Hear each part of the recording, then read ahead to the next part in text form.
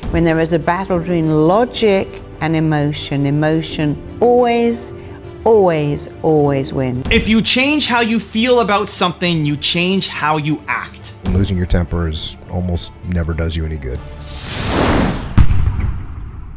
Rise and shine, it's Entspresso time. I wake up every morning. Espresso keep me going.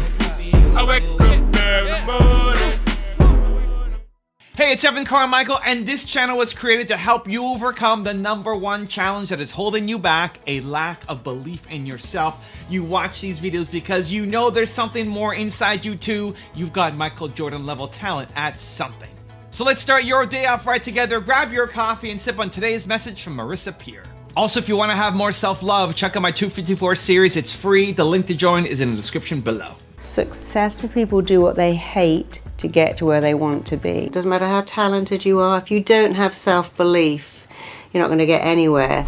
When there is a battle between logic and emotion, emotion always wins. How many of you have gone to a really high building, an enclosed building like the top story of a hotel or the CN Tower in Toronto, and looked down and thought, oh wow, I feel really scared.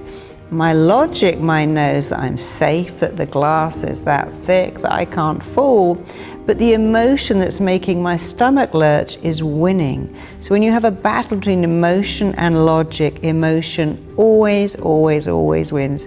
Here's something you all know. We can all ring our friend up and go, I'm a bit bored, a bit lonely. Can I hang out? Or I'm a bit bored, let's go to the movie. You would never ring someone you've just met and go, I'm bored and lonely. Will you come and hang out with me? Let's go to the movie. Because the emotion that you might be rejected will overrule the logic that says this person may be the person for me. So if you're having a battle between yourself, here's a great one. I know I shouldn't eat cake. That's the logic, but the emotion is, oh, the cake feels so good and this creamy, sugary stuff reminds me of being a baby when all my needs were met by having creamy, sugary stuff. So in a battle between emotion and logic, logic will never win, emotion will always win.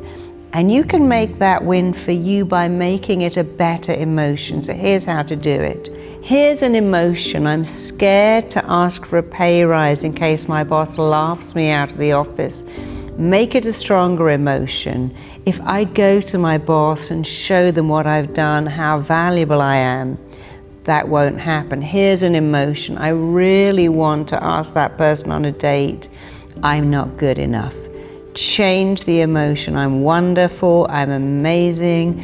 What could I get from asking someone on a date that says yes so much? And if they say no, I'm only exactly where I was before, except I've been brave.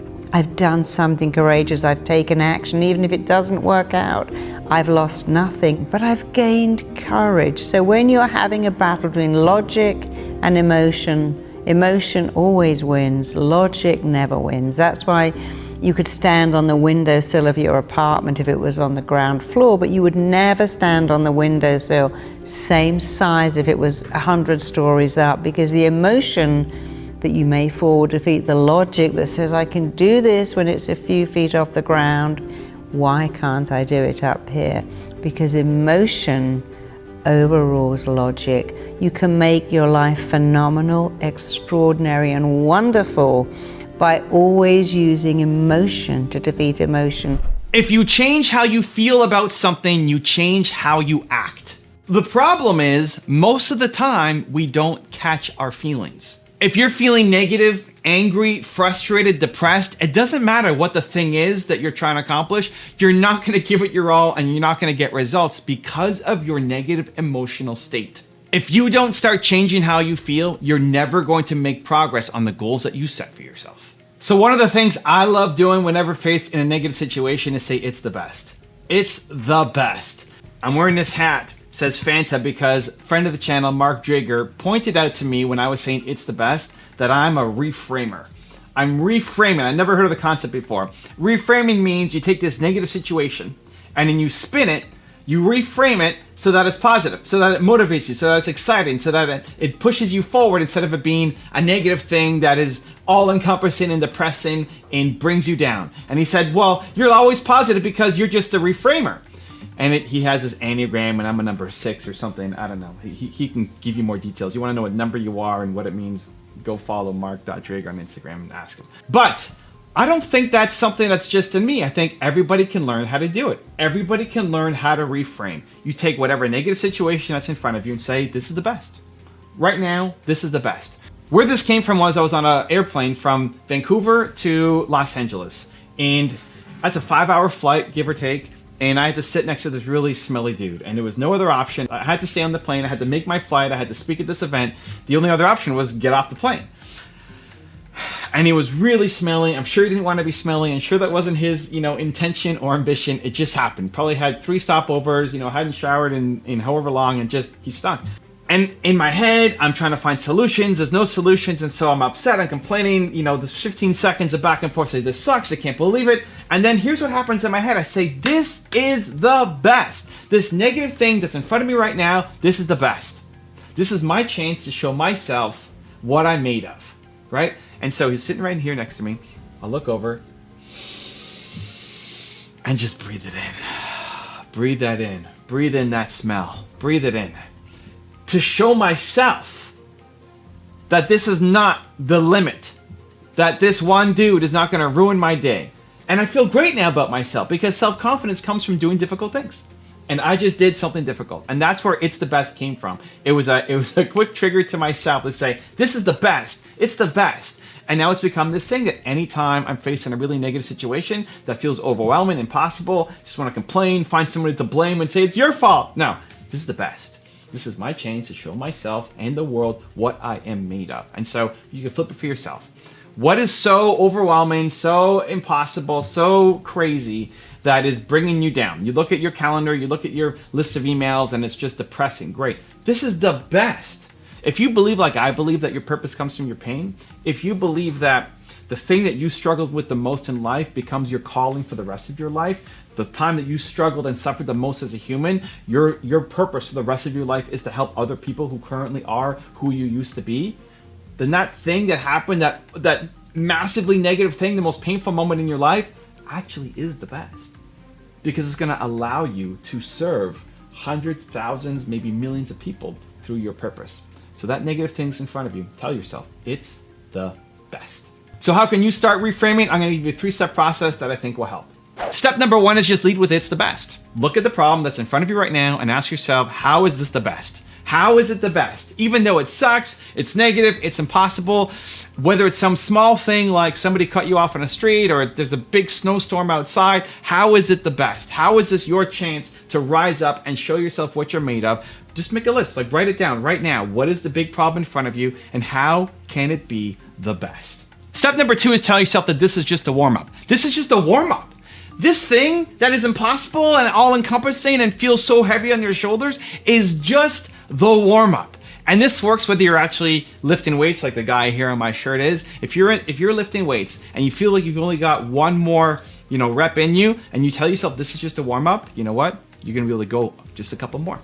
And that's how you actually will build your muscle. That's how you actually get out of your comfort zone. It's how you actually grow and scale and stop sitting in your bubble. Because here's the problem. If you think that this thing that is all-encompassing, this big problem that is weighing you down and is so depressing, that thing, if that's the most you can handle, then you can't do more. And I think you can do more. I tell myself I can do more. I tell myself that this big problem that feels impossible is just a warm-up. That this is not the boundary of my capabilities, that I am capable of so much more. And it's a fantastic reframing technique that will trick your mind. Try it. Try it right now. Try to think of the thing that feels impossible, that you want to give up, and just tell yourself, this is just a warm-up. I am capable of more. And see if it doesn't give you just a little bit more energy to go off and solve that problem. And step number 3 is sing. One of my favorite things to do every morning is sing. It's part of my morning routine. I put on a song that makes me come alive. The fastest way to change your state, the fastest way to go from being negative and out of control and depressed to positive, optimistic, and happy is to sing, is to put on music. Music is the fastest way to change your state. Here's what most people do. We put on a song for how we currently feel. If you're feeling low, depressed, angry, you'll put on low, depressing, angry songs. Don't do that. It keeps you where you are. Instead, put on music for how you want to feel. Put on songs. There's no magic song, right? There's no one magic song. For me, right now, in my morning routine, I'm putting on my own rap. I made a rap. There's a Chinese song and I'm doing an English rap on top of it, and I love that song and I love my rap, and so it's 3 minutes something that I listen to every morning, and I have it on and I'm rapping with myself and I'm dancing. It makes me move. That song makes me move, right? You might listen to it and hate it. Awesome. But there are some songs that even if you were tired, if you were feeling lazy, if you were feeling low and this song came on, you would have to move. You may not get up and go crazy, but if you were really low and this song came on, you would find yourself singing. You would find yourself moving. Those songs, that's what you want to start your day with. Put it in your daily routine. And the next time you ever feel yourself feeling low energy, put on the songs that make you come alive. Quick story about the rap. We were last weekend going to Costco and being stuck in traffic. The things that I hate the most, right, in terms of day-to-day life, shopping at Costco and being stuck in traffic for me are tilters. I hate it. First world problems, right? And so we put on the song, put on my rap song, and all of a sudden now I'm singing to it, I'm dancing, we're dancing in the car, we're having a great time just because of one simple song. And so you can use It's the Best, you can use This Is Just a Warm Up, and then put music on. Build a playlist today. The best thing you do is build a playlist right now of 50 songs that you love, that if they came on would cheer you up, so that you don't have to wait until you're depressed and low or negative energy to then go and find a song. Because in that window of trying to find a song, you're going to abandon it. Make your playlist today, and whenever you're feeling low, put it on. Now I've got a really special bonus clip that I think you're gonna enjoy. But before that, question of the day, I wanna know, what is one song that would be your pick-me-up song? What is one song that if it came on, you would have to sing out loud the lyrics to? Let me know in the comments below. And if you made it this far in the video, I wanna celebrate you. Give me a hashtag believe down in the comments as well. In life, in the world, where showing your emotions are gonna have a negative impact on your situation. You give up the takedown in a jiu-jitsu competition, and you show it in your face. That person just thinks, I just broke you, right? Yep. You don't want to show any emotion there. Boss tells you you're getting stuck with the underperforming team. Don't show any emotion, right? Don't, oh man.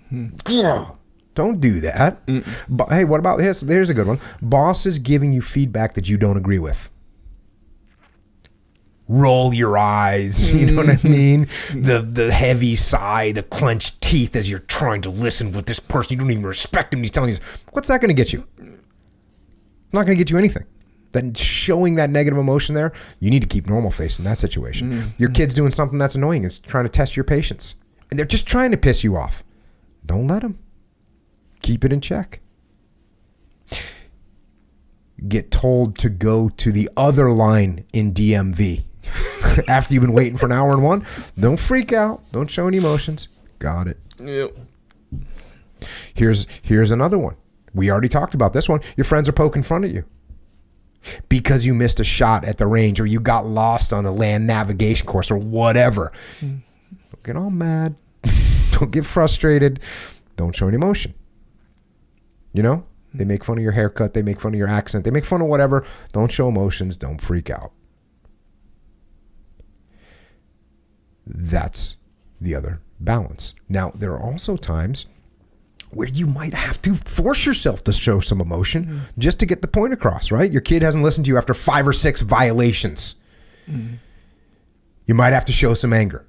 Or they do something that's going to get them hurt, right? You got to show some emotion so that they realize that was real.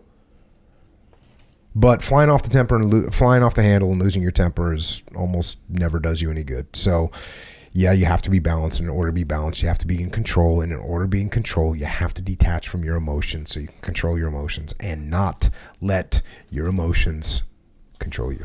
If you want to know how billionaire Sarah Blakely manifests her ideas, check out the video right there next to me. I think you'll enjoy it.